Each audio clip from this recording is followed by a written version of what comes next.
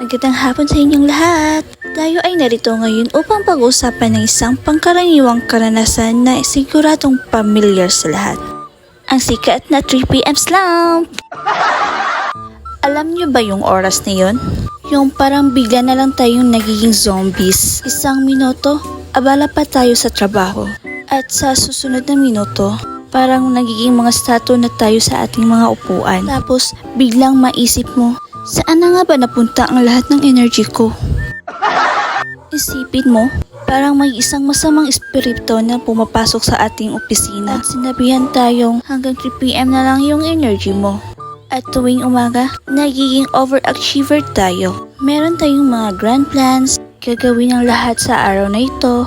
Pero pagdating ng 3pm, ang flow ng trabaho natin ay parang nagiging kape. Matapos ang mga kalahating oras, naubos na at malamig na. At kapag subabay na tayo sa 3pm slump, ang tangi na lang nating paginabang ay ang pagtingin sa mga memes sa Facebook. Uy, Richardson! Talagang ang isip natin ay bumababa na parang sinusubukan nating i-download ang data na nasa gamit ang dial-up na internet. Bakit nga ba sa oras na ito, lahat ng bagay sa ating inbox ay nagiging not urgent? Minsan, naiisip ko kung ang 3pm slump ay isang tao. Malamang ito na yung kapitbahay na palaging nandyan sa oras ng hapunan. Tapos walang imik, pero alam mo namang gusto lang magpahinga at mangulit. Kaya naman, sa tuwing dumadating ang 3pm, ayusin natin ang ating mga kape at snacks.